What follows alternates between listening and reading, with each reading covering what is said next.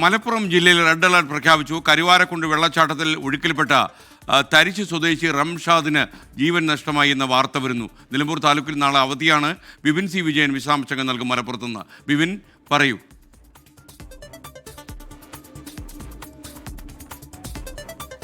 ഇടവിട്ട് കനത്ത മഴ എന്നുള്ളതാണ് മലപ്പുറം ജില്ലയിലെ ഒരു അന്തരീക്ഷമുള്ളത്. ഇതാ ഇപ്പോഴാണ് അല്പം ഒന്ന് മഴയ്ക്ക് ഒരു ശമനം വന്നത്.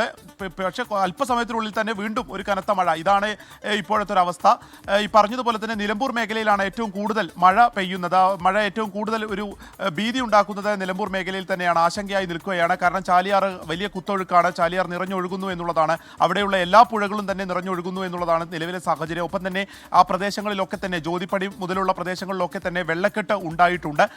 മണ്ണുപ്പാടം എന്നുള്ള ഒരു പ്രദേശത്ത് ഒരു വലിയ മഹാഗണി മരം തന്നെ റോഡിലേക്ക് വീണ് അവിടെ ഗതാഗതം തടസ്സപ്പെട്ടു. ഏകദേശം 1 മണിക്കൂറോളം ആ പ്രദേശത്ത് ആകെ തന്നെ ഗതാഗതം തടസ്സപ്പെട്ടിരിക്കുന്നു എന്നുള്ളതാണ്. കരുവാരുകുണ്ട് നിന്നാണ്, അവിടെ സ്വപ്നക്കുണ്ട് എന്നുള്ള പ്രദേശത്ത് നിന്നാണ് വളരെ ദുഃഖകരമായിട്ടുള്ള ഒരു വാർത്ത വന്നത്. സുഹൃത്തുക്കൾക്കൊപ്പം 5 സുഹൃത്തുക്കൾക്കൊപ്പം കുളിക്കാനിറങ്ങിയതായിരുന്നു റംഷാദ്.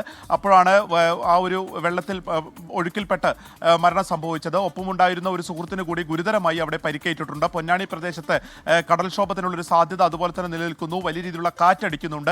നിലമ്പൂർ മേഖലയിൽ ആണ് ഇപ്പോൾ അവധി പ്രഖ്യാപിച്ചിരിക്കുന്നത്. നിലമ്പൂർ താലൂക്കിലെ എല്ലാ സ്കൂളുകൾക്കും അവധി പ്രഖ്യാപിച്ചിരിക്കുന്നു. മലപ്പുറം ജില്ലയിലെ മറ്റിടങ്ങളിൽ അവധിയില്ല എന്നുള്ളത് കൂടി പ്രത്യേകം പ്രേക്ഷകർ ഓർക്കണം. ഇതാണ് നിലവിലെ മഴയുടെ സാഹചര്യം. റെഡ് അലർട്ട് ആയതുകൊണ്ട് തന്നെ ഇനിയും മഴ കനക്കുകയാണെങ്കിൽ ഈ പുഴകളൊക്കെ നിറയുമ്പോൾ താഴ്ന്ന പ്രദേശങ്ങൾ വെള്ളത്തിലടിയിലാക്കാനുള്ള ഒരു സാധ്യതയുണ്ട്.